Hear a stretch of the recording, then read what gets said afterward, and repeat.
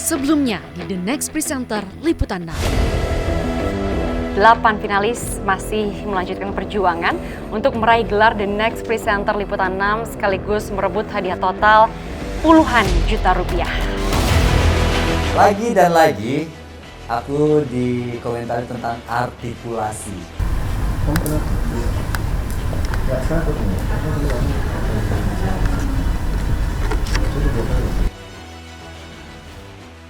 Misalkan gue harus pulang, ya sorry, tapi ini udah yang terbaik. Gue yakin sih segala sesuatunya Tuhan izinkan dalam kehidupan gue. Kenapa gue harus pulang?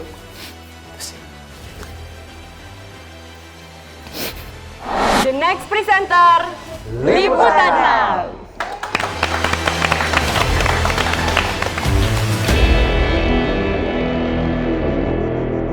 Ya, kompetisi The Next Presenter Liputan 6 SCTV kembali digelar, di mana sebelumnya 6 finalis kami terpaksa pulangkan dengan alasan kesehatan dan juga adanya peraturan pembatasan kegiatan masyarakat. Namun, sekarang finalis kami undang kembali ke kompetisi ini, tapi di rumah aja. Dan inilah The Next Presenter Liputan 6 SCTV, hashtag di rumah aja.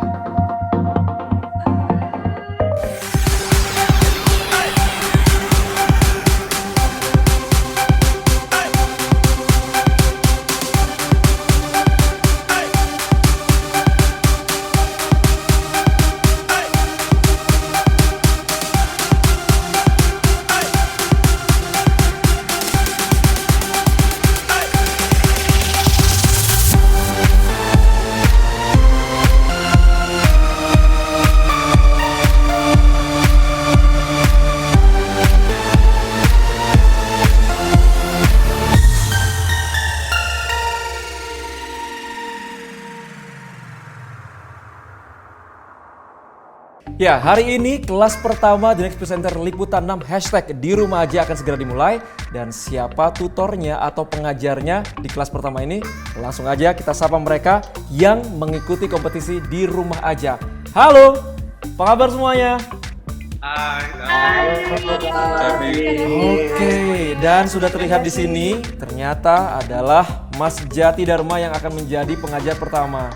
Silakan kangen-kangenan Mas Jati dengan para finalis yang di rumah aja. Apa kabar semuanya? Sehat, Kak Jati. Baik, Alhamdulillah. Alhamdulillah. Oke, David. Apa ini? Kita hari ini ngapain, David? Nah, Mas Jati, hari ini kita akan nge-refresh dulu. Ini kan kelas pertama selama mereka di rumah aja. Setelah kemarin kan dengan alasan kesehatan dan pembatasan kegiatan ya. Jadi mereka harus pulang, tapi tetap harus menjalani kompetisi. Gimana sekarang kalau kita nge-refresh? Ini kan yang nanti akan dites di final adalah salah satunya live report ya kan? Kita akan melihat lagi live report ke-6 finalis ini. Kalau ditanya perasaannya gimana bisa kembali berkompetisi lagi, yang pasti seneng banget dan aku semangat banget. Kemarin pas acaranya harus sempat dipending, semangat aku bisa dibilang agak turun, tapi ketika diumumkan lagi kalau kompetisinya bisa kembali berlanjut, walaupun beberapa rangkaian awal harus di rumah aja, aku seneng banget. Hanya bisa lanjut di kegiatan The Next Presenter Liputan 6 di rumah aja, itu seneng banget, walaupun kita nggak bisa pungkiri, ini beda banget dibandingkan kompetisi ketika offline, ketika langsung, karena bisa ketemu secara fisik. Tapi setidaknya dengan ikut kegiatan ini, walaupun di rumah aja, bisa mengobati kerinduan-kerinduan terhadap kompetisi ini dan juga merecharge lagi nih ilmu-ilmu apa yang udah kita dapetin dari kegiatan The Next Presenter Liputan 6.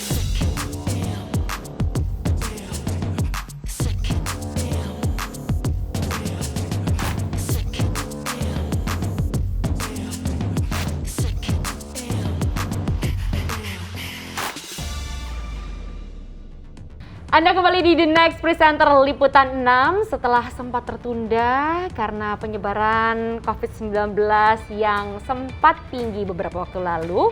Liputan 6 melanjutkan karantina teman-teman top 6 The Next Presenter Liputan 6 di rumah saja. Dan pada saat kemarin melakukan pelatihan online, kami sudah memberikan tantangan kepada mereka untuk melakukan live report demi mengasah kemampuan mereka mempersiapkan diri menuju Grand Final di bulan Oktober. Dan kita akan kembali menyapa inilah Top 6 The Next Presenter Liputan 6. Hai, apa kabar semuanya? Halo.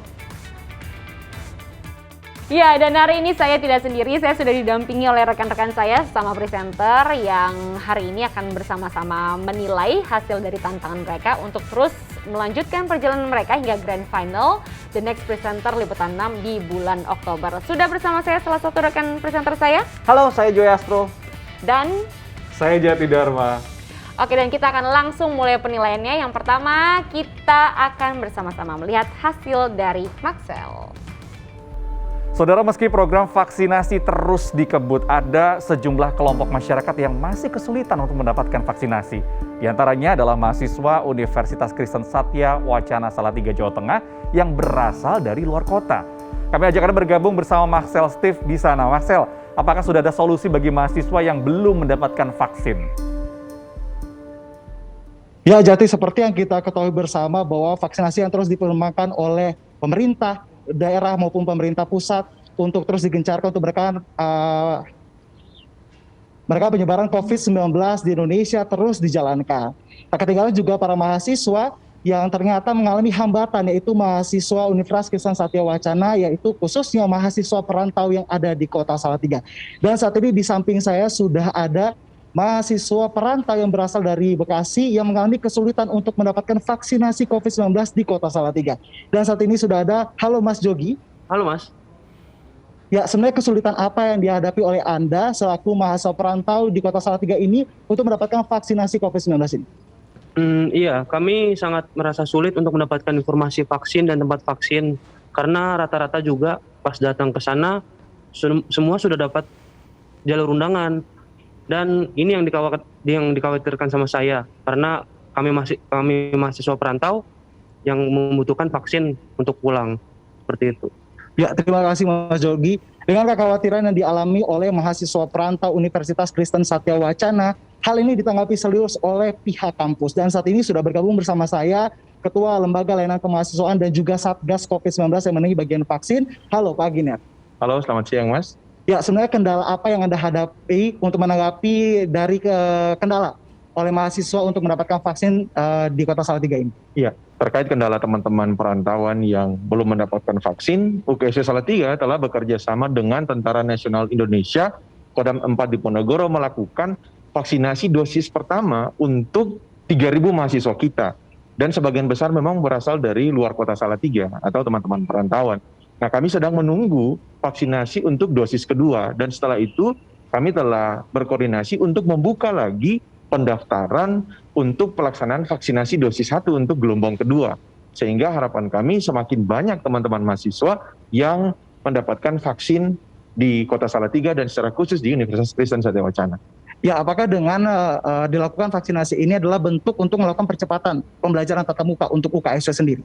Benar sekali Mas, kami sangat berharap bahwa sedapat-dapatnya 70% dari seluruh mahasiswa kita bisa tervaksinasi atau kalau boleh semua mahasiswa yang sudah ada saat ini di Kota Salatiga itu bisa tervaksin. Dengan demikian kita bisa segera mendukung upaya pemerintah untuk membuka secara bertahap proses-proses pendidikan dalam hal ini perkuliahan di perguruan tinggi secara langsung atau secara offline seperti yang kita sudah lakukan dulu-dulu. Demikian Kak. Terima kasih banyak Pak Giner. Dan demikianlah informasi yang bisa saya kabarkan langsung dari Universitas Kristen Satya Wacana. Kembali ke studio. Maxell Steve melaporkan dari Salatiga, Jawa Tengah.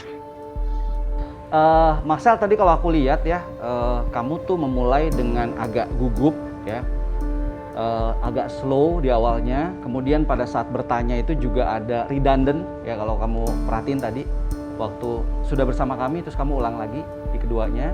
Ya, di situ sebenarnya kalau orang lain mungkin dengan kondisi yang sama itu akan grogi, tapi ternyata kamu enggak gitu ya.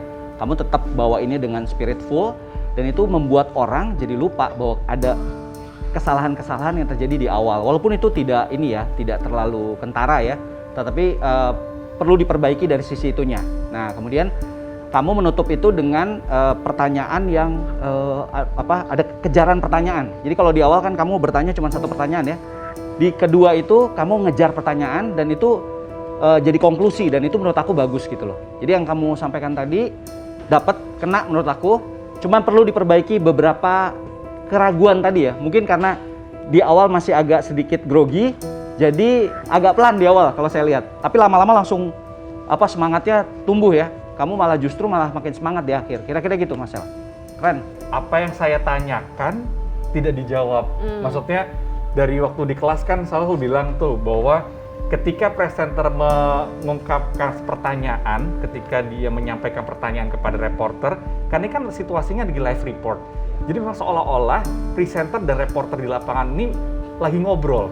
Satu bertanya, satu menjawab. Nah, tapi ketika saya bertanya, Marcel tidak menjawab pertanyaan saya dulu. Nah, itu yang padahal sebenarnya sudah dikasih tahu ya sebelumnya pertanyaannya apa, tapi mungkin memang karena pengalaman lagi-lagi adalah jam terbang teman-teman ini masih belum seperti reporter pada umumnya, jadi akhirnya ketika diberikan pertanyaan itu sudah menyiapkan pointers, jadi kebingungan. Itu tuh pertanyaannya adalah info yang akan saya sampaikan di poin kesekian. Nah, kemampuan untuk mengubah pointers ini yang teman-teman yang masih harus terus berlatih. Itu aja sih kalau dari saya. Yang lainnya sama seperti yang Mas Joy katakan dan juga Nachita. Oh ya, satu sih saya apresiasi, menurut saya Marcel ini adalah yang paling enggak riweuh maksudnya adalah nyari tema atau topiknya itu yang deket banget gitu.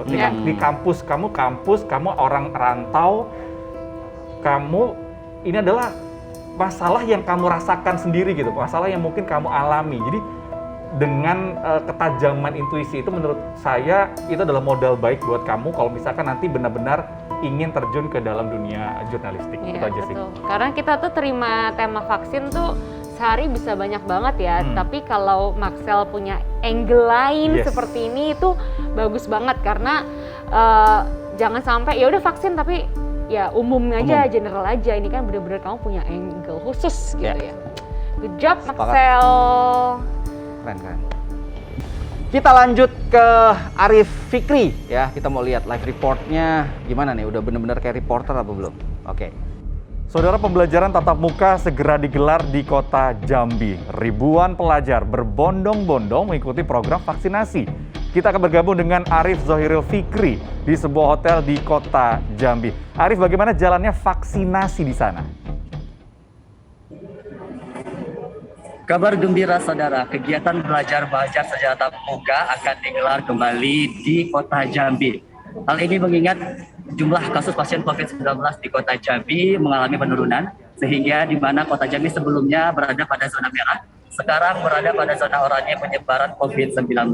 Pemerintah Kota Jambi berkoordinasi dengan Forkopimda Kota Jambi, salah satunya yaitu Polresta Jambi, untuk menggelar vaksinasi massal kepada ratusan dan ribuan pelajar dan juga tenaga pendidik di Kota Jambi. Dan untuk mengetahui informasi lebih lanjut terkait dengan vaksinasi COVID-19 ini bagi para pelajar dan juga tenaga pendidik di Kota Jambi, kita sudah bersama Kapolsek Talanayapura AKP Yunika Putra.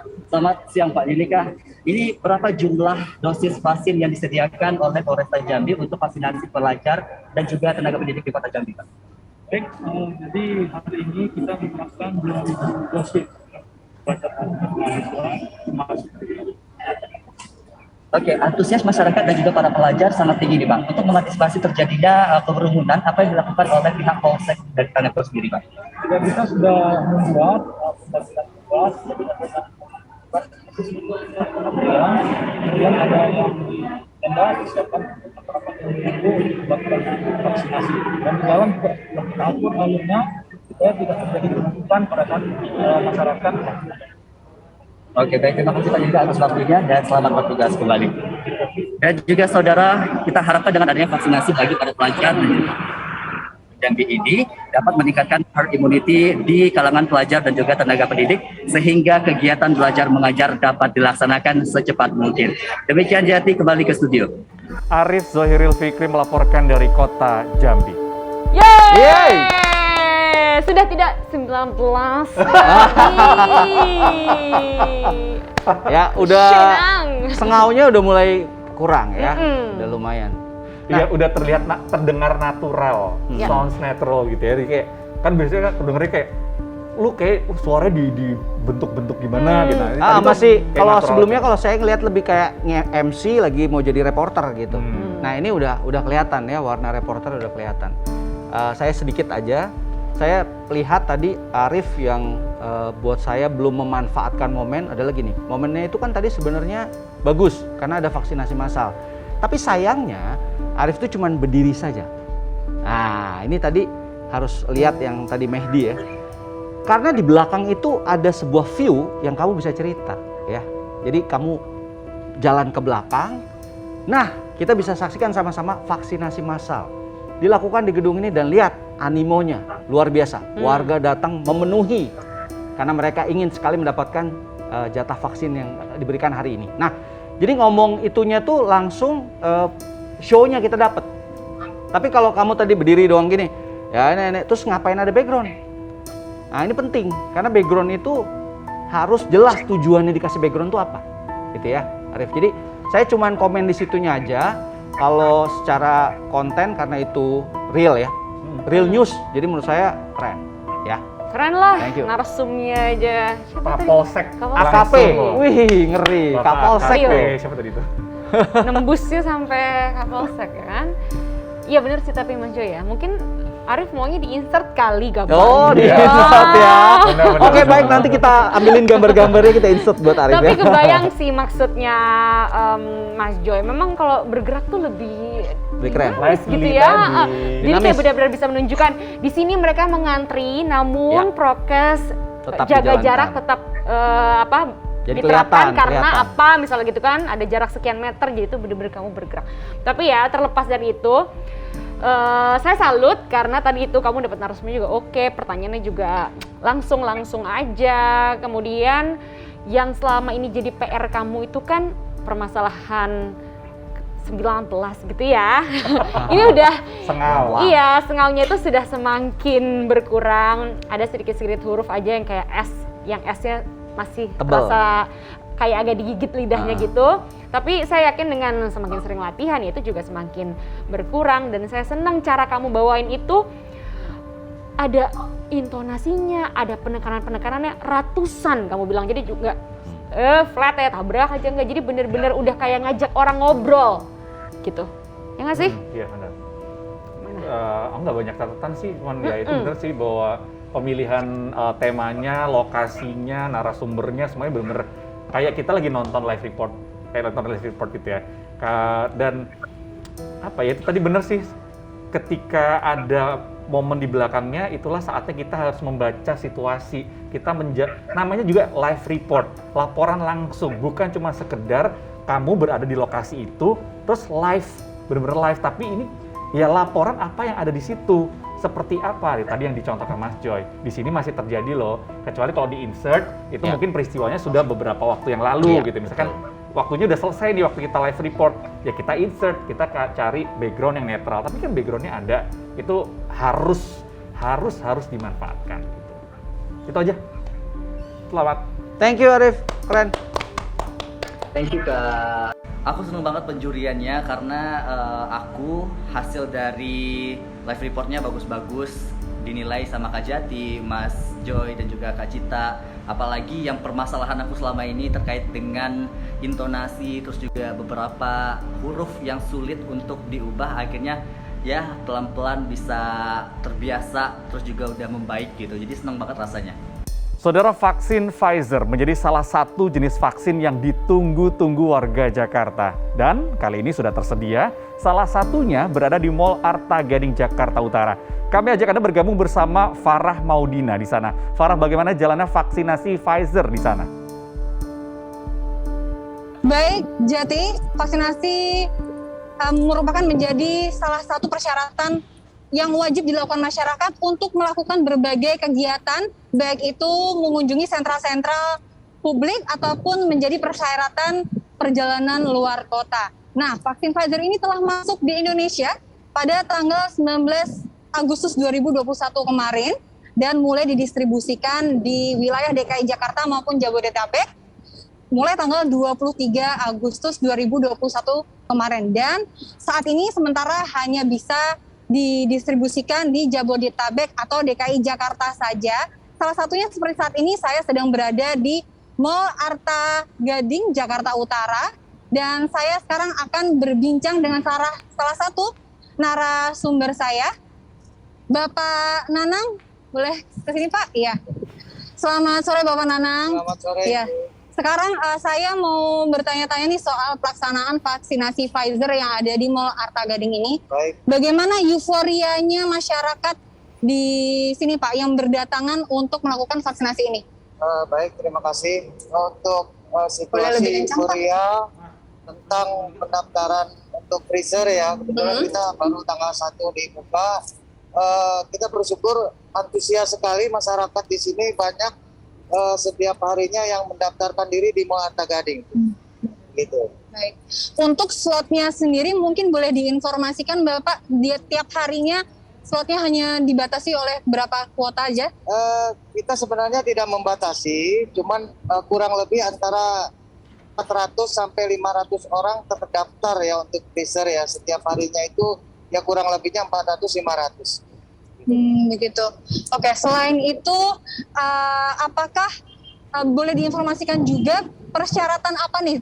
Seperti yang kita ketahui bahwa Dinas Kesehatan kan telah mengeluarkan surat edarannya sendiri terkait yang bisa mendapatkan, siapa saja nih yang bisa mendapatkan vaksin Pfizer. Nah, kalau di Mall Arta Gading sendiri apa nih persyaratan yang harus dibawa masyarakat supaya bisa melaksanakan vaksinasi di sini? Untuk sementara di Mall Arta Gading ini hanya menerima untuk masyarakat yang pertama KTP DKI. Dia KTP-nya berKTP di daerah Jakarta, tetapi kita membuka juga untuk yang berKTP di daerah dengan syarat dia memiliki surat domisili dari RT RW. Gitu. Apakah vaksin Pfizer ini memang bisa untuk umum atau harus menggunakan surat keterangan dokter? Jadi misalnya tidak bisa secara lalu untuk umum, namun prioritasnya apakah harus dengan penyakit komorbid yang penyakit penyerta atau gimana Pak? Selain itu? Untuk masalah boleh atau tidaknya untuk vaksin Pfizer ini kita semua untuk umum. Umum ya? Nah, untuk menentukan boleh atau tidaknya nanti dokter yang menentukan. Baik. Yang berhubungan dengan riwayat penyakit atau penyakit bawaan dan yang lain-lain. Tapi secara umum kita menerima siapa saja dengan kategori persyaratan yang sudah saya sampaikan tadi. Baik. Berarti persyaratannya adalah KTP DKI Jakarta, bisa dibuktikan juga dengan surat domisili setempat. Betul. Berarti harus berusia di atas 18 tahun juga ya Pak ya? Ini untuk sementara 17 bisa? tahun 17 ke atas. tahun ke atas. Betul. Oke, baik. 17 tahun ke atas. Baik, Bapak Nanang, terima kasih atas waktunya. Baik, Terima kasih. Baik, Jati, itu tadi perbincangan saya dengan Bapak Nanang selaku petugas keamanan yang mengamankan jalannya vaksinasi Pfizer di Mall Arta Gading, Jakarta Utara. Farah Maudina melaporkan dari Jakarta Utara, kembali ke Jati di studio. Terima kasih atas laporannya Farah Maudina. Farah, tadi sih pertanyaan-pertanyaan itu sebenarnya pertanyaan-pertanyaan. Kenapa ketawa kamu? Kenapa kamu ketawa? Lucu lihat diri sendiri kayak gak siap. Oke. Tadi catatan saya tuh satu yang paling benar-benar saya ingat adalah apa yang kamu tanyakan itu sebenarnya pertanyaan-pertanyaan yang memang dibutuhkan, pertanyaan-pertanyaan yang memang diingin apa yang menjadi keingintahuan banyak masyarakat seperti apa syaratnya, berapa dosisnya. Tapi sesungguhnya pertanyaan-pertanyaan itu harusnya kamu tanyakan sebelumnya. Jadi ini adalah informasi yang kamu sampaikan dalam live reportmu. Kemudian ketika bertanya sama narasumber itu cukup 1 atau 2 pertanyaan yang langsung ke poin yang tidak bisa kamu ungkapkan. Kayak soal jumlah dosisnya, kemudian apa persyaratannya, jam berapa sampai jam berapa, kapan aja dibukanya. Seharusnya ini adalah hasil laporan kamu. Tapi misalkan bertanya sama Bapak, kan dia petugas keamanan.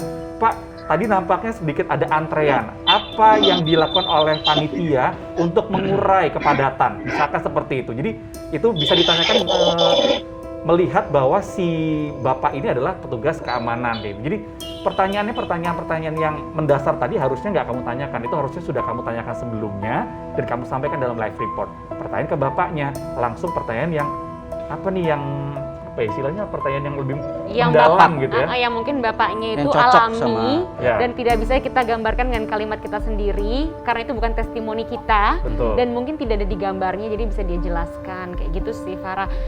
Jadi maksudnya Dharma itu seharusnya kamu sudah bisa menyampaikan 5W1H-nya yang sudah data-data basicnya itu di awal tanpa harus bertanya sehingga durasi wawancaranya itu tidak terlalu panjang.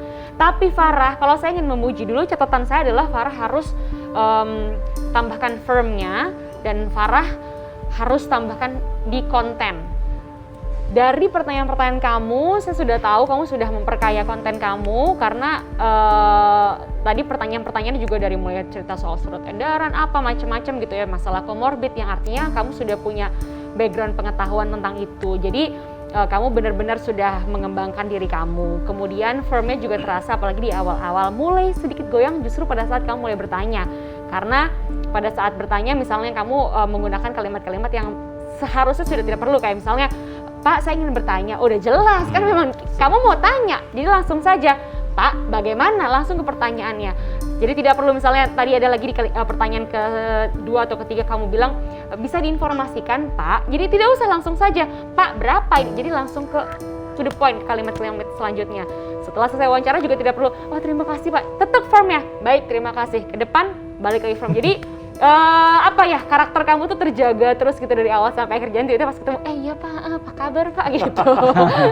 Jadi harus sama nih Farah yang dari awal pas lagi wawancara sampai dengan menutup live reportnya.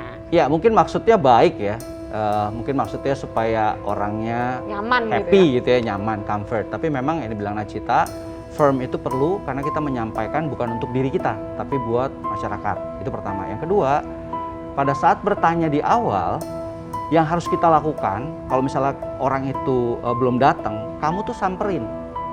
Jadi jangan, sini Pak.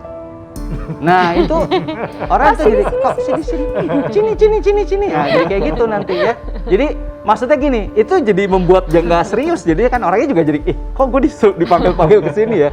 Padahal kamu datang aja langsung, halo Pak, langsung saya lihat Bapak sebagai petugas security di sini, seperti yang Kak DJ bilang tadi, langsung tanyakan poin dari dia sebagai petugas security, ya. Kemudian yang kedua, taktis dalam bertanya. Jadi pertanyaan itu jangan terlalu panjang. Kemudian orang, satu durasi ya, kalau kamu tahu di stasiun televisi itu, durasi itu nggak bisa dipanjang-panjangin dari pertanyaan kita, tapi justru kita bikin ringkes dan orang paham. Sehingga yang ditanya juga nggak bingung nantinya gitu jawabnya. Kok ini kayaknya pertanyaannya jadi banyak, padahal enggak. Nah itu yang harus dilakukan, ringkas aja, dan seperti yang Nachita bilang tadi, firm ya.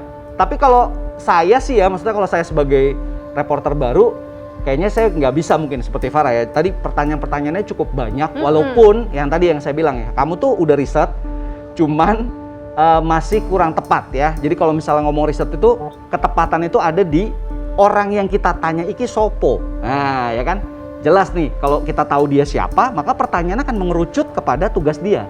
Yang tadi dibilang Kak DJ. Jadi daripada aku ngulang lagi, tapi kurang lebih sama ya seperti Kak DJ. Tapi overall aku cukup puas, dan menurut aku untuk seorang reporter yang diturunkan di lapangan, kamu sudah bisa ngejawab tantangan itu. Selamat ya Farah, keren. Terima kasih Kak Joy, Kak Jati, Kak Nachita. Sama-sama. Next siapa nih? Dibisikin gue. Ini nanti nggak usah dimasukin ya, tadi gue mau bilang sama Farah, iya Farah maksudnya Mas Joy. Tambahan aja. Maksudnya Mas Joy, misalnya kamu wawancaranya Sapam. Kan kamu nggak nanya dosisnya berapa ke Sapam. Yang tahu itu kan petugas vaksinasinya. Sapam itu tugasnya apa? Oke, Sapam itu menjaga keamanan. Vaksinasi sama keamanan kaitannya biasanya apa? Oh, antrian, kerumunan. Jadi kamu cuma nanya dia soal itu doang. Jadi nggak nanya yang soal komorbid apa itu, dia nggak paham sebenarnya. Gitu. Sama intro tadi ya, sorry, aku lupa. Sebenarnya aku mau ngomong intro. Intronya itu, Farah, kalau jualan intro itu supaya orang nonton, usahakan yang sangat jualan. Jadi ngomongnya gini misalnya, ada kabar baik buat warga Jakarta, Pfizer sudah turun. Anda tahu efikasi Pfizer itu mencapai 98%, ini luar biasa. Nah, jadi ngomong di awal tuh langsung yang itu, ya. gitu loh. Ngomong di situ baru abis itu cerita yang lain. Jadi jangan sudah ada dosis, ya udah bodo amat itu sih gitu loh ya. Tapi yang penting itu adalah orang Jakarta tuh nyari-nyari nggak, nunggu-nunggu nggak itu. Betul. Nah, baru abis itu kamu tanya, karena rame. ini bakal rame nih, misalnya gitu ya. Jadi kalau tadi itu ngomong sebenarnya bisa lebih semangat dengan ngomong, kalau ngelihat Pfizer-nya, ini pasti animonya rame sekali. Nah, supaya kita tahu bagaimana cara mengantisipasi kerumunan, kita akan berkomunikasi atau berbincang dengan petugas security yang ada di sini. Karena ini momennya memang vaksin yang ditunggu-tunggu orang ya, banget betul. gitu ya. Dari dulu, dari awal. Gitu ya, Farah. Sebenarnya kalau secara... Coba banget, ajarin gue dong Mas Coy. Secara awal ya untuk sebagai reporter pemula kamu tuh udah masuk ya menurut aku. Cuman tadi sebisa mungkin jualanlah di awal. Ini buat teman-teman yang lain juga sama ya. Kebanyakan itu mereka menggunakan kata-kata yang terlalu apa ya? Cuman bridging. Nah, jangan bridging. Kalau Anda lagi ngomongin PPKM, Anda langsung ngomong. Hari ini PPKM sudah selesai dan kita masih bertanya-tanya apakah ada penjagaan yang ketat di hari penutupan PPKM. Nah, itu openingnya kayak gitu. Jadi setiap kali ada tema apa, kamu harus langsung cari tahu apa yang kira-kira orang butuh lihat, dengar pertama, gitu ya, paling menarik. Iya, betul, gitu. Tadi juga katanya Kak Joy, intro wawancara aku tuh harus lebih jualan. Jadi jangan hanya bridging aja. Terus karena Cita juga bilang kayak aku harus lebih firm lagi. Semuanya sih bilang aku harus lebih yakin lagi, firm lagi, karena biar dari awal sampai akhir itu sama jelas gitu. Aku terlihat meyakinkan untuk menyampaikan informasi itu ke penonton. Oke, kita lanjutkan untuk menyaksikan hasil challenge live report dari Graciela. Ya, terima kasih David. Saat ini saya sudah berada di Pujasera Blok S. Ini merupakan wilayah wisata kuliner yang sangat terkenal di kalangan masyarakat Jakarta. Ketika pandemi hadir di Indonesia, tentu banyak masyarakat yang khawatir untuk menikmati wisata kuliner karena mereka takut mengenai protokol kesehatan dan juga keamanan dari pedagang. Namun setelah adanya vaksin, beberapa restoran menerapkan vaksinasi terhadap karyawannya, dan tidak hanya restoran tetapi juga UMKM menerapkan program vaksinasi bagi para pedagangnya. Salah satunya adalah Pak Joko, pedagang jus buah di Pujasera Blok S.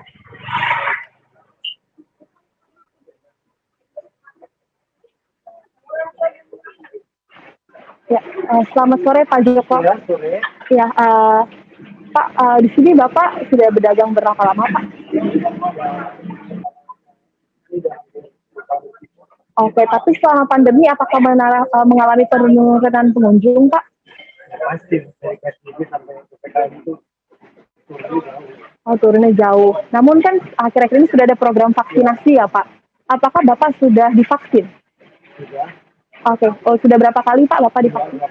Sudah 2 kali. Oke, Bapak divaksin di mana Pak? Oh, apa saja syarat yang diperlukan waktu Bapak hendak vaksin di situ? KTP aja. KTP Bapak KTP Jakarta atau tidak? KTP Jakarta. Oke, ya. Berarti di sini sudah cukup ramai pengunjung kembali ya Pak. Setelah tahu di sini pedagang sudah divaksin juga semuanya Pak. Semuanya sudah sekitar 75% vaksin. Oke. Ya. Terima kasih banyak ya Pak Joko. Ya. Ya saudara, berikut adalah wawancara saya tadi bersama salah satu pedagang di Pujasera Blok S yang mengatakan bahwa sudah 75% dari pedagang di sini sudah divaksin, sehingga masyarakat tidak perlu khawatir lagi untuk menikmati kuliner walaupun bukan di restoran, tetap akan aman karena protokol kesehatannya sudah sangat dijaga. Kembali ke David di studio. Ya, pertama tadi kamu jualan soal pedagang yang sudah divaksin dan seterusnya gitu ya. Aku pikir tadi kamu mau masuk ke dalam terus kayak keliling-keliling dulu lah dikit-dikit gitu ya, belakang, mundur. Nah, waktu mendekati narasumber ada jarak yang terlalu jauh. Yang itu tuh harusnya diperpendek. Either kamu yang mendekati ya atau orangnya sudah kamu bawa. Kalau aku bilang sih kamu udah bener ngambilnya itu memang di rombongnya dia gitu ya. Karena yang kita jual adalah dia pedagang, bener nih pedagang gitu. Nah, tapi posisinya adalah harus didekati. Itu pertama. Yang kedua, waktu wawancara posisinya harus sejajar, Lala. Jadi nggak boleh dia duduk, kita berdiri. Either kamu duduk bareng sama dia atau ajak dia berdiri. Jadi bukan ayo Pak berdiri, bukan ya. Jadi maksudnya di awal udah dikondisiin kalau dia berdiri posisinya di situ. Sehingga kamu deketin dia langsung ngobrol ya. Mungkin yang lain bisa nambahin yang sisa-sisanya. Iya itu Udah diambil semua kasih sisa-sisanya. tapi ya itu bagian dari yang tadi itu ya pre-interview. Jadi sudah ditanya dulu, sudah ngobrol. Oke Pak, nanti berarti yang saya akan tanyakan ini ya. Bapak nanti bisa jawab dengan yang tadi Bapak bilang sama saya, yang ini. Nanti pada saat wawancara Bapak berdiri di sini ya, saya berdiri di sini. Jadi semua itu memang harus sudah diatur dari sebelumnya gitu ya. Terus kemudian juga mengenai pertanyaan sama dengan teman-teman. Biasa kan kalau bertanya tuh langsung to the point. Dari awal kamu menjelaskan bahwa pelaku UMKM, kemudian tempat berdagang, restoran ini sudah divaksin. Terus kemudian kamu ngomong sama pedagangnya. Artinya kamu mau ngomongin topiknya itu vaksinasi, bukan nanya Bapak sudah berapa lama jualan di sini. Waktu lagi PPKM penjualannya pedagang yang datang semakin sedikit atau tidak, itu kan sudah di luar topiknya vaksinasi. Jadi kamu harusnya langsung tanya tentang vaksinasi. Bapak pada saat divaksin syaratnya waktu itu apa saja? Sudah lengkapkah menerima dosisnya? Atau misalnya apakah pada saat itu memang diwajibkan untuk melakukan vaksinasi supaya bisa berjalan kembali, atau ini memang pilihan Bapak? Jadi langsung ke topik-topik mengenai vaksinasi, bukan yang muter-muter kemana-mana gitu sih. Iya, ya tadi aku sih menyoroti tadi soal kesetaraan itu, bahwa ketika kita mau wawancari orang, kita harus satu level gitu. Siapapun yang kita wawancara, pakai itu presiden ataukah menteri ataukah tukang beca ataukah anak-anak. Jadi kita harus menyesuaikan. Kalau misalnya tadi sudah disetting seperti Nachita bilang bahwa udah nih Bapak nanti berdiri di sini atau apa segala macam, tapi ketika live report tuh kadang-kadang suka berubah. Nah, itu lagi tadi yang saya katakan, adaptif. Jadi kita harus tahu, misalkan kita mau wawancara anak-anak nih, nanti adik kamu di sini ya, nanti gini nih. Kamu berdiri di sini aja biar kita setara. Tapi begitu kita live report, kita nengok adiknya udah di bawah. Mau nggak mau, kita harus ikutan ke bawah. Kita harus jongkok, misalkan kita harus duduk atau apa, untuk benar-benar kita tuh setara sama narsum kita. Itu sih dari saya. Terima kasih Lala. Thank you Lala. Thank you. Saudara, tingginya antusiasme warga untuk ikut program vaksinasi tidak dibarengi dengan kecukupan vaksin yang tersedia. Pondok pesantren di Kabupaten Sumedang, Jawa Barat menjadi salah satu lembaga pendidikan yang masih rendah angka vaksinasinya. Kami ajakan bersama laporan Mehdi Hairi Yazdi. Mehdi, apa benar masih ada pondok pesantren yang belum mendapatkan vaksin? Ya, Jati. Ini memang benar bahwa memang pondok pesantren yang ada di Kabupaten Sumedang ini belum bisa mendapatkan vaksinasi karena memang jumlahnya yang sangat terbatas. Namun kendati demikian, sembari menunggu vaksinasi dimulai, pembelajaran tatap muka memang sudah mulai dilaksanakan sejak Senin lalu. Namun dengan beberapa penyesuaian, seperti diantaranya adalah dengan menggunakan masker, kemudian juga menjaga jarak dan membatasi jumlah siswa per kelasnya. Dan berdasarkan informasi yang kami peroleh juga, saudara, memang Pondok Modern Al-Aqsa di mana tempat saya berdiri ini akan segera melaksanakan vaksinasi, namun memang terbatas jumlahnya. Ini terkendala karena jumlahnya yang cukup besar, ya. Ini ada 1.300 santri yang harus divaksinasi. Dan untuk mengetahui informasi lebih lanjut mengenai program vaksinasi COVID-19 di Pondok Pesantren ini, saya akan berbincang dengan Humas dari Pondok Modern Al-Aqsa dengan Ustadz Asep Awaludin. Halo, Assalamualaikum Ustadz. Ustadz, ini boleh dijelaskan kepada pemirsa di rumah bagaimana sebenarnya kendala yang dirasakan oleh Pondok Modern Al-Aqsa dalam mendapatkan vaksinasi? Jadi sebetulnya vaksinasi ini sudah menjadi program pemerintah karena sudah ada program 3 juta vaksinasi. Namun demikian mungkin karena keterbatasan vaksin yang diberikan pemerintah sampai ke pesantren. Jadi sampai ini kita masih terus berkoordinasi dengan pejabat daerah, terutama di DKS-nya. Sampai hari ini mungkin kita belum masuk dalam daftar untuk vaksin itu. Oke, baik. Untuk upaya-upaya sendiri yang sudah dilakukan oleh Pondok Modern Al-Aqsa sendiri untuk mendapatkan vaksin ini sudah seperti apa saja? Ya, sebelum ada program pemerintah 3 juta vaksin santri itu, kita sudah ada ikut dari program bersama dan sudah ada program sendiri, itu sangat support, yang kemudian kita follow up kita coba untuk mendatangkan itu ke pesantren. Jadi setelah itu kita koordinasi juga dengan keluarga yang di rumah, dengan adik-adiknya. Jadi kita kita ada program vaksinasi, belum ada vaksinasi dari pemerintah. dilaksanakan ya, karena pesantren itu di bawah Kemenang, ada PD Pontianak sendiri. Jadi sebelum itu ada, sebelumnya sudah ada di support dari David juga, tapi karena tadi itu ya, karena kita sampai hari ini sudah sangat berharap sebetulnya bahwa kita akan cepatnya divaksin, karena harapan orang tua juga banyak yang meminta untuk cepat. Tapi sekali lagi karena mungkin keterbatasan vaksin itu yang belum ada sampai ke pesantren. Yang saya tahu pesantren-pesantren yang masih kuantitasnya masih sedikit, mungkin di bawah 100 atau di bawah 200. Kebetulan di sini pesantrennya 9.000. Ya, baik. Oke, untuk sekarang sendiri kan memang PTM sudah dilaksanakan, namun vaksinasi masih menunggu. Ya. Ini apa yang dilakukan oleh Pondok Pesantren Al-Aqsa agar santrinya tidak terpapar virus corona? Tentunya tetap menjaga protokol. Salah satunya adalah kita membatasi sampai hari ini tidak ada kunjungan orang tua. Jadi sampai batas yang belum ditentukan, kita tidak boleh ada orang tua yang berkunjung. Kalaupun ada yang mau datang, cukup menitipkan saja seperti yang ada di belakang saya ini, ada penitipan barang-barang. Dan itu tidak boleh orang tua bertemu dengan anaknya. Baik. Yang terlebihnya paling kita kasih protokol masker, cuci tangan, dan sebagainya. Baik, saya Ustaz terima kasih atas waktunya. Selamat kembali berkegiatan, Ustaz. Ya baik, Jati dan juga saudara, memang keterbatasan vaksin ini masih menjadi kendala bagi Pondok Pesantren Al-Aqsa dalam mendapatkan vaksinasi COVID-19. Namun dari demikian, sejumlah protokol kesehatan pun sudah mulai dilaksanakan, seperti diantaranya adalah membatasi jumlah kunjungan wali santri yang biasanya bisa dilaksanakan setiap minggu.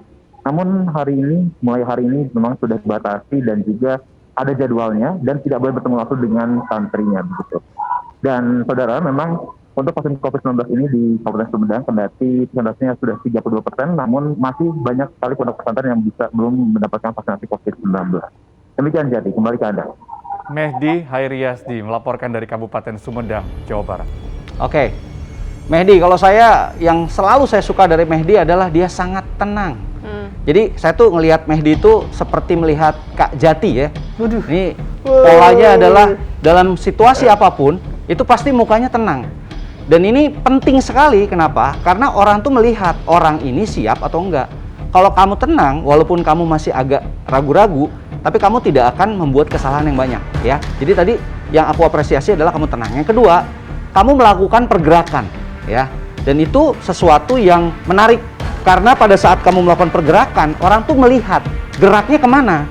Dan begitu masuk ke dalam, oh ini ternyata ini pondok pesantrennya dan seterusnya. Jadi itu kemudian menunjukkan bahwa kamu tuh lagi ngedrive orang-orang untuk melihat apa yang mau kamu sajikan. Nah, tetapi mungkin satu hal yang perlu saya sampaikan untuk pertanyaan, mungkin sedikit lebih ringkas dan juga tidak perlu terlalu banyak karena biasanya durasi live itu tidak terlalu panjang ya. Karena juga kita butuh yang benar-benar nendang, apa sih? Misalnya kayak kendala lu apa sih gitu. Ya mungkin nanyanya nggak kendala lu ya, tapi kendala di pondok pesantren ini apa untuk dapat vaksin. Langsung aja gitu. Yang kedua juga sama. Jadi sama seperti Farah tadi, bikin sepraktis mungkin pertanyaannya supaya dia jawabnya juga praktis. Mungkin Kak DJ atau Nacita bisa tambahkan. Enggak, betul.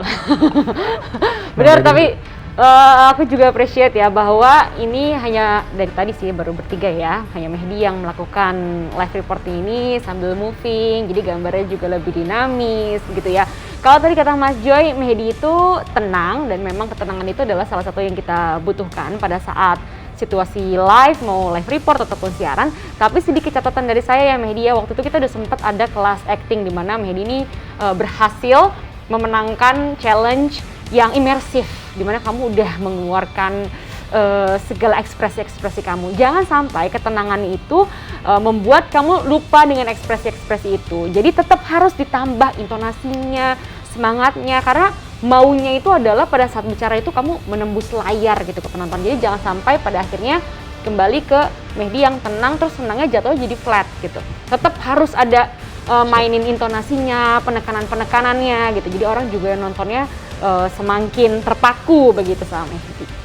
Kalau saya pengen ngasih tahu ke Mehdi juga teman-teman yang lain bahwa pre-interview itu adalah satu hal yang paling penting untuk seorang jurnalis sebelum melakukan laporan langsung. Kenapa? Karena di pre-interview itu kita bisa tahu apa sih sebenarnya poin-poin yang ingin disampaikan.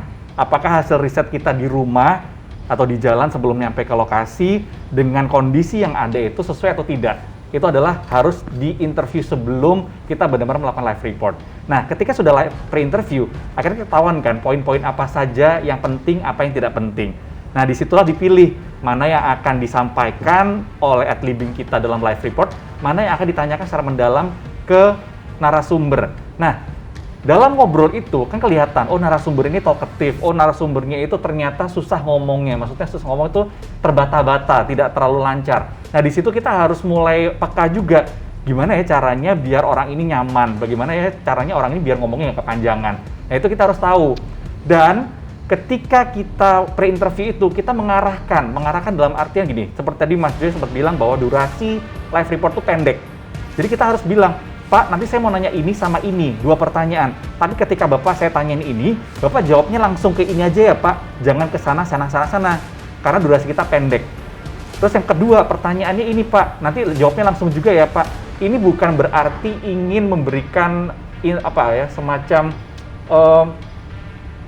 intervensi jawabannya si narasumber, bukan, tapi lebih kepada mengakali situasi yang tight atau durasi yang pendek tadi. Jadi nggak ada masalah bahwa itu adalah jawabannya dia, fakta yang dia sampaikan, yang narasumber sampaikan, tapi cuma diarahkan, Pak jangan kepanjangan, diringkasin dong Pak ngomongnya, jangan panjang-panjang kalimatnya.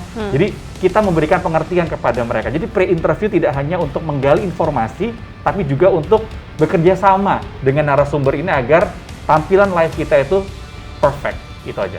Ini ibarat buku ya, jadi itu kayak yang mana yang penting kita stabiloin gitu dari omongan dia. Yang sini aja nih yang kita highlight, ngomongnya perlu dari sini sampai sini aja Pak, yang tadi Bapak bilang gitu. Cuma kita hargain soal durasi tadi, karena balik lagi kalau di live report ini kan public speaking nih ini banget ya, sangat dituntut ya. Jadi kita ngelihat 3 live report yang sudah berjalan, itu semuanya berhasil menyusun kata-katanya dan tidak berantakan gitu ya, dan itu bagus sekali menurut saya. Oke, terima kasih Mehdi. Terima kasih Mas Joy, kita bahasnya tinggi. Kalau notes buat aku pribadi sih sebenarnya banyak banget, tapi di antara yang banyak itu adalah masalah durasi. Artinya ini bisa diantisipasi dengan cara pre-interview lebih dalam lagi, bukan cuma masalah 51 halnya aja, tapi juga ngelihat nih mana yang penting, mana yang nggak penting. Terus juga adalah masalah karakteristik narasumber yang harus kita ketahui dulu, apakah dia orangnya senang berbicara atau harus dipancing dulu dan menyampaikan informasi. Dan yang paling penting briefing juga, waktunya berapa menit yang bisa kita gunakan untuk live report itu. Percepatan program vaksinasi terus dilakukan oleh berbagai pihak termasuk TNI Angkatan Laut, tepatnya Lantamal 1 Belawan Medan, Sumatera Utara. Kami ajak Anda bergabung dengan Gracia Tobing yang ada di sana. Gracia, bagaimana jalannya vaksinasi hari ini? Ya, terima kasih. Selamat siang, jadi memang benar hari ini dilaksanakan serbuan vaksinasi bagi seluruh masyarakat maritim di Belawan. Setidaknya ada sekitar 2.000 nelayan yang akan melakukan vaksinasi di Rumah Sakit Komang Belawan. Namun tadi setelah kami mendapatkan informasi lanjutan bahwa terdapat penundaan terhadap proses vaksinasi ini disebabkan oleh ketidakadanya atau vaksin yang akan didatangkan tidak tersedia hari ini dan akan dialihkan minggu depan, dan menunggu instruksi lanjutan dari TNI Angkatan Laut Lantamal 1 Belawan. Dan seperti yang Jati dapat saksikan di belakang saya ini memang adalah kondisi pelabuhan Belawan, di mana di sebelah sana banyak sekali masyarakat yang tadi sudah sempat menunggu sampai menimbulkan antrian yang cukup panjang di sekitar sini. Namun semenjak adanya perubahan informasi dari TNI Angkatan Laut sendiri, sehingga masyarakat tersebut terpaksa harus dipulangkan kembali akibat penundaan vaksinasi. Dan kurang lebih ada sekitar 150 hingga 200 nelayan tadi yang masih sempat menunggu, namun setelah diberitahukan lebih lanjut untuk segera pulang dan menunggu hingga minggu depan, para nelayan tersebut terpaksa harus kembali pulang. Dari 150 dan 200 nelayan tersebut ada yang sudah divaksin dosis pertama, namun kebanyakan dari para nelayan tersebut adalah mereka-mereka yang belum mendapatkan vaksin dosis pertama dan dosis kedua. Kembali ke studio, Jati. Gracia Tobing melaporkan dari Medan, Sumatera Utara. Wah, entah kenapa ya, enak banget dengernya. Jadi flow ceritanya enak, kemudian cara bawainnya santai banget, walaupun tadi ada ini ya, di awal kayak gitu ya, ada kesulitan mencari padanan kata dan seterusnya. Tapi kalau saya mengambil kesimpulan dari package-nya live yang dilakukan sama Cia, itu bagus banget dan itu udah gaya reporter yang profesional ya. Mungkin kalau sekarang itu di lapangan ada yang model kayak Rusdi Maulana ya, kamu udah seperti itu gitu ya. Seperti Janet gitu ya, itu udah seperti itu. Cuman tinggal tadi perbaiki, mungkin kamu grogi itu karena tadinya berharap bener-bener ada kerumunan ya, terus tiba-tiba loh nggak jadi nih, gue ceritanya kok jadi garing ya. Jadi awal-awal sepertinya akan keliru-keliru, ternyata diakhiri dengan sangat bagus ya. Ya itu aja ini komen aku. Ya, kalau aku sih ingin memuji pilihan Cia ya untuk liputannya. Maksudnya biasanya kan reporter nih tidak diberikan otoritas untuk memilih liputannya sendiri. Biasanya ada korlitnya, tapi Cia bisa mencari berita yang memang vaksinasi, tapi vaksinasinya siapa nih? Nelayan dengan lokasi juga yang secara visual begitu ya menarik gitu untuk dilihat. Dari teman-teman yang dari tadi sudah menunjukkan hasil live reportnya, secara visual sebenarnya itu settingnya, tempatnya itu yang paling menarik untuk dilihat, untuk disimak. Memang tadi ternyata ada pembatalan ya dari acaranya, namun ternyata tidak membuat Cia ini langsung jadi bingung mau menyampaikan apa. Akhirnya udah disampaikan saja. Memang keadaannya seperti itu, bahkan Cia juga sempat bergerak sedikit untuk menunjukkan, tadinya sebelumnya sudah ada antrian. Jadi menurut saya Cia sudah mengatasi krisis di lapangan dengan baik gitu ya, walaupun tadi hanya ada sedikit grogi gitu, mencari kata, cuman seperti yang saya selalu bilang, move on.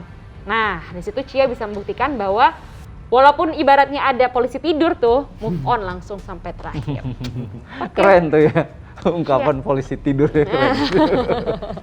Itu benar tadi yang disampaikan Mas Jus sama Nacita bahwa tugasnya reporter itu adalah meng-capture atau melaporkan apa yang terjadi di lapangan. Ketika ada agenda, ya itu udah mempersiapkan akan melaporkan agenda itu. Tapi ketika agendanya ternyata berbalik, entah itu batal, entah itu akhirnya agendanya itu geser atau apalah yang berubah dari apa yang sudah kita persiapkan, ya kita juga harus bisa adaptif untuk melakukan perubahan juga gitu. Jadi nggak boleh kayak biasanya tuh sering tuh ada misalnya jurnalis-jurnalis muda bilang kayak nggak ada apa-apa di sini.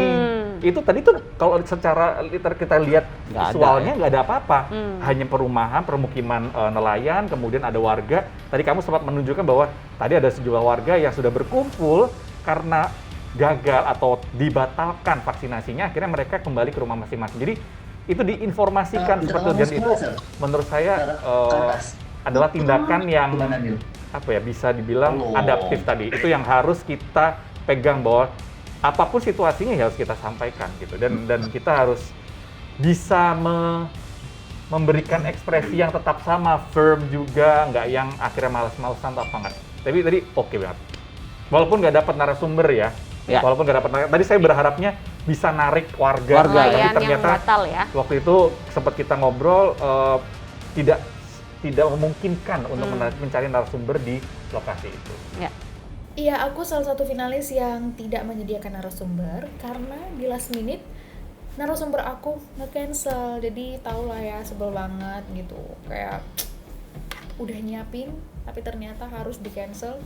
Dan itu nggak mau lagi, emang bener-bener oke, kita tidak bersedia gitu. Aku juga nggak tahu alasannya apa. Sempet bikin aku pusing banget karena ini pasti akan ngurangi nilai. Cuman ya udah yang penting aku berusaha untuk memberikan penampilanku yang terbaik meskipun tanpa ada narasumber. Oke, kita sudah melihat hasil live report teman-teman melalui online challenge di karantina di rumah saja, dan para juri tadi sudah berdiskusi dan menentukan pemenang dari challenge ini. Kenapa kita tentukan pemenang? Karena pemenang dari challenge ini nanti akan mendapatkan apa tuh? Keuntungan apa? Keuntungan untuk memilih topik pada saat grand final nanti. Jadi bisa cari yang paling dikuasai ya? Bisa, betul, diuntungkan. Bisa pilih yang mana yang paling dikuasai, paling mengerti tentang topiknya. Dan pemenang dari challenge live report online kali ini adalah siapa dia? selamat kepada Arif. Dan akhirnya aku kembali mendapatkan Best Perform of the Week ya istilahnya gitu ya.